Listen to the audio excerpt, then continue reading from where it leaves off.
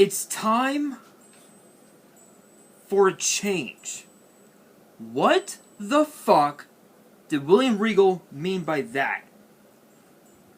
What's up, YouTube? It's your boy Nash here. Welcome back to the channel. And tonight I'm going to be giving you guys the results from NXT TakeOver In Your House 2, which I have to admit was a pretty fucking stacked ass card. Like, it was as stacked can fucking get. Literally 5 titles defended. 5 titles defended. Absolutely just pure bedlam. Pure fucking chaos. Pure absolute fucking chaos. That's in your house for you. I mean, with the pay-per-view being known as In Your House, over, you know, back in the new generation era, the Attitude Era, the pay-per-view known as In Your House, chaos, that's all it was. But we kick off TakeOver In Your House with a 6-man tag, which was winners take all. It was Bronson Reed and MSK defending their North American and tag titles against Legado del Fantasma. Absolute pure chaos. No, again, I'll probably be saying that throughout this whole video, but again, it was basically pure chaos. Back and forth matchup, absolutely insane. So many different things happened. Obviously, MSK hitting Legado with suicide dives, absolutely insanity. And we even saw Bronson Reed hit a suicide dive himself, and Bronson Reed is 320 pounds. No man his size should be doing the craziest shit like that. But yeah, he did it anyway. Absolutely incredible match, back and forth match. But in the end, Bronson Reed hit a tsunami on Raul Mendoza to retain not just his North American, but MSK retaining their tag team titles as well in the process. Honestly, I really don't, with those 3 together, I really don't see anybody taking the titles off of them anytime soon. But obviously, you never know. Excuse me. Again, you never know. Anything can happen. Literally anything can happen when it comes to NXT. Anything can happen, but this match, absolutely insane. Next up, we have the sleeper match. I mentioned in my prediction video on Thursday that this match was going to be the sleeper match, and I was right. Nobody even cared about this matchup. Nobody even cared, not even myself. It was Xia Li versus Mercedes Martinez in a rivalry that dates back 4 years ago, back in 2017. If you guys remember, back in 2017, it was Xia Li versus Mercedes Martinez in the first round of the Mae Young Classic, the first ever Mae Young Classic, and Xia Li tapped out. This time, Xia Li got herself a little bit of payback by hitting Mercedes Martinez with a vicious buzzsaw kick to win the match, but Xia Li asked Boa to hand her a steel chair, which obviously backfired because Mercedes Martinez hit both Boa and Xia Li with the steel chair, and then she transitioned her sight on, what was her name again? I don't remember her name. Mei Ling, I believe was the name. And Mei Ling decided to stand up from her throne, I guess, and grabbed Mercedes by the throat, by right around here, and Martinez was able to get in a chair shot to the gut on Mei Ling, but it was all for naught. But of course, Mei Ling decided to throw from her by the throat, mind you, Mercedes Martinez into the barricade, into the plexiglass of the barricade, which it was just absolute insanity. Maybe we could see Mei Ling compete on NXT. It is very possible, but you never know. But you never know. You never know. Next up, we have a ladder match for the $1 Million Championship. Now, the last champion that we had that was not a part of the $1 Million Man's, I guess team or his family for that matter, was Stone Cold Steve Austin. That was the last one. And tonight, we were able to crown a new champion. But who was it? Was it LA Knight or was it Cameron Grimes? It's funny because the $1 Million Championship has been synonymous to the $1 Million Man. In fact, if I can look online for a second here, if I can.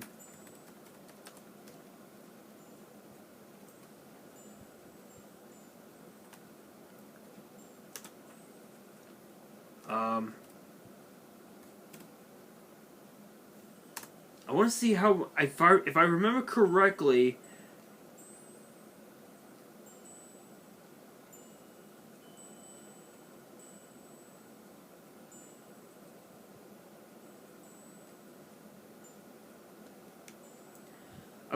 from what I remember, I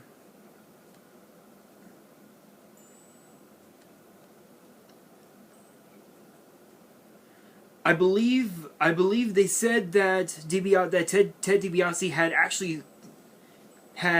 apparently DiBiase claims that the cost to get the title in production was $40,000, and back then that was a lot of money. Now I believe it's priced at what was like $60,000 or something like that. That's honestly, that is a lot of money. That is a lot of money.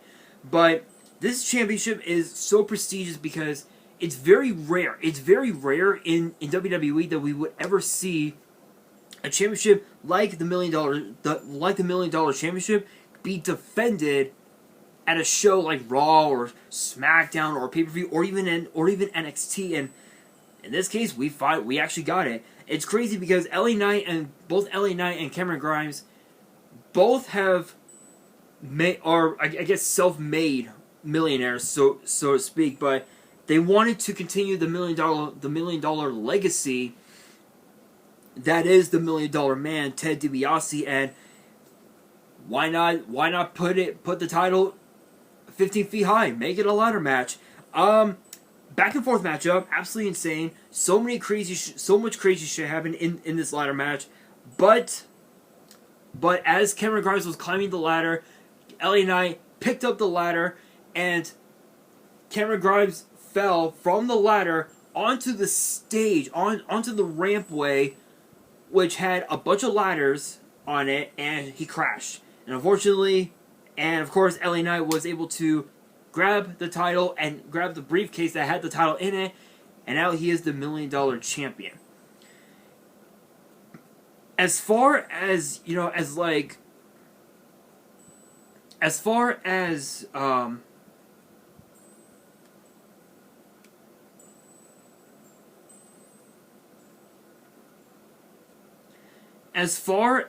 whether, how, as far as how LA Knight will defend the championship, it's hard to say because LA Knight is the type, has been the type of guy to take shortcuts every now and then, but only time will tell. But congratulations to LA Knight on becoming the new $1 Million Champion. Only time will tell as to what the future could hold for him as champion. Maybe he could potentially go after the NXT title, which I will talk about here in just a moment. But next up, we have the first of two main events on the card. This one was for the NXT Women's Championship in a rivalry that dates back to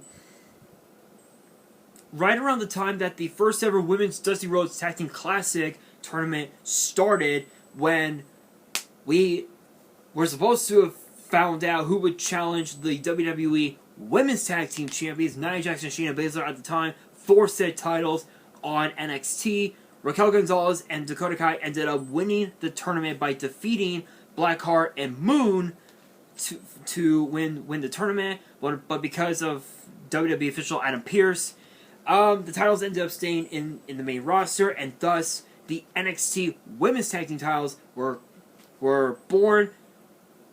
Gonzalez and Kai ended up becoming the inaugural champions. Moon and Blackheart took the titles off of them. Now the Ways, Candice LeRae, and Indy Hartwell are the champions now as we speak.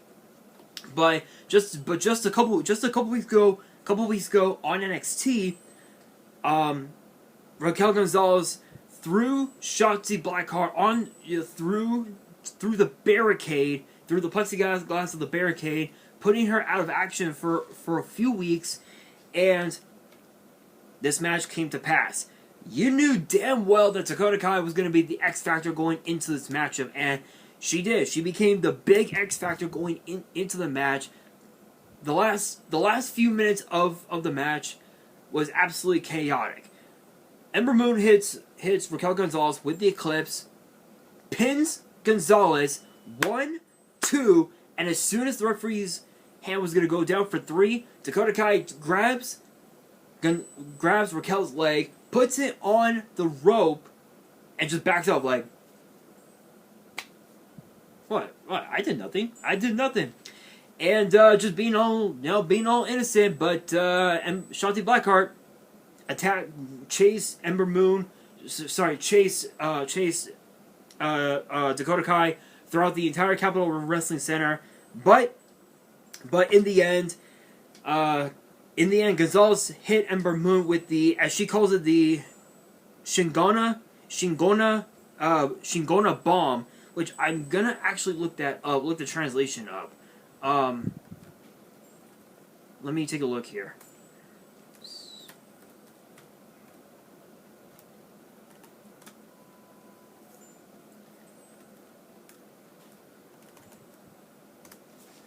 In which I believe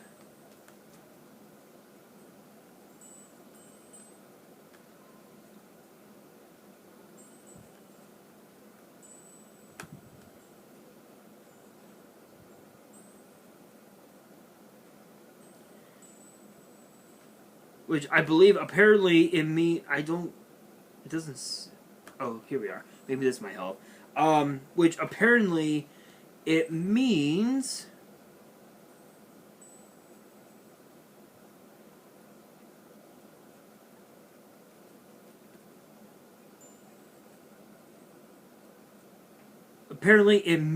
badass from what I'm seeing here. Apparently it means badass. So I guess it's called the badass bomb, I guess. I don't know, but I can tell you. But she did hit Moon with the Shingona bomb to retain the NXT Women's Championship. Obviously we knew had Dakota Kai not have gotten involved, we could very well have had a 2-time NXT Women's Champion. Obviously, Moon would have been the 3rd woman in history to hold the championship twice. But unfortunately, that was not the case because of Dakota Kai. But with that being said, the main event. Karrion Kross, Adam Cole, Kyle O'Reilly, Pete Dunne, Johnny Gargano. Fatal 5-way for the NXT Championship. Pure fucking chaos in this matchup. Pure chaos. Absolutely insane. It was a back and forth matchup. There were feet flying everywhere, fists flying everywhere, power bombs being delivered. It was absolutely insane. I was like damn near at the edge of my seat watching that main event, and I'm like, what the hell is gonna happen? Something has to give.